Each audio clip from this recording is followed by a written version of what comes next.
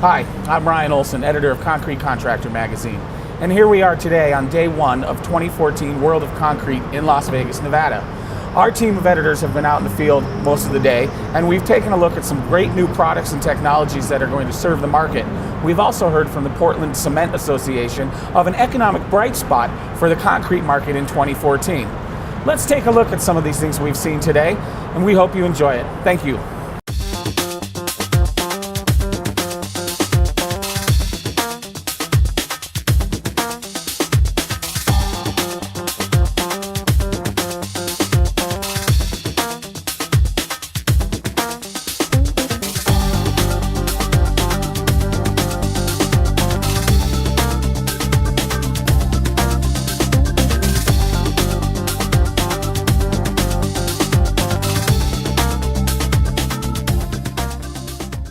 Hi, this is Larry Stewart with ForConstructionPros.com. We're at World of Concrete the day before the show opens with Ed Sullivan, who's chief economist with the Portland Cement Association. And Ed, this is always the much-awaited moment at World of Concrete when we get to hear about what PCA is expecting for the coming year.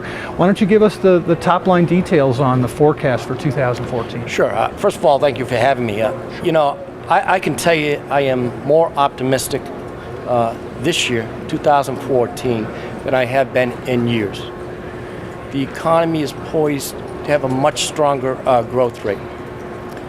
Residential is going to get even stronger. We see non-residential also adding, and maybe a little bit of a different wrinkle for 2013, we're going to start to see more contribution at the state and local level, adding to public programs. So when you look at this, last year, we grew at 4.5%. We're looking at over 8% growth for 2014. Wow. And here's the thing, PCA tends to be very conservative in our outlook. And we've made certain assumptions that we think are conservative. Residential, that's going to count for 50% of the growth that we have for this year. Wow. Our forecasts are for 1.1 million housing starts.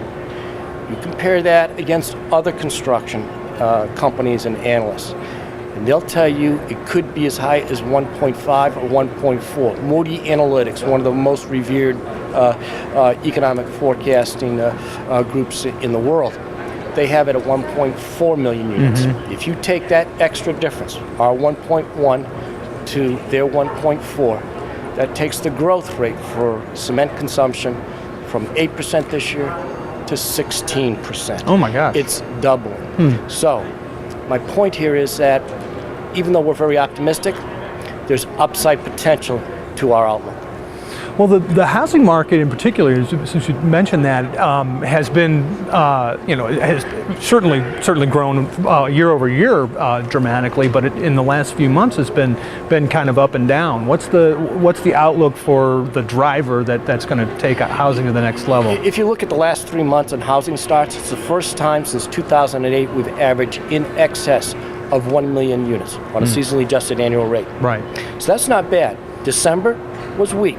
We're accounting that to weather. Mm-hmm. So as we get in, and keep in mind the key months are as we get into the spring, you're going to get, in our mind, stronger economic conditions that support stronger sales, and you'll start to see even more acceleration in terms of the housing starts.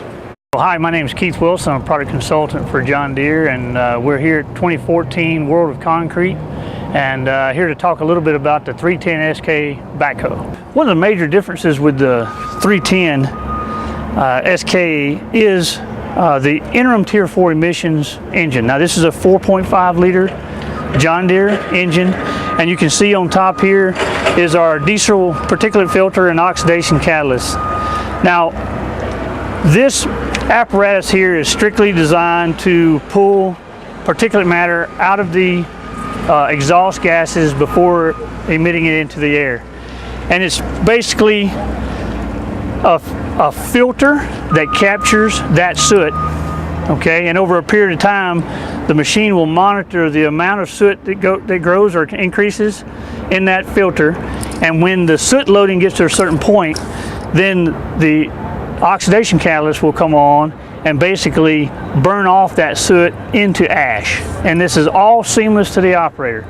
The operators these days have really got to learn to trust the machine and let it do its job. We're going to tell you with an indicator on the display monitor that this machine is going into a filter cleaning process. That's all it is, an indicator. Let the machine do its work.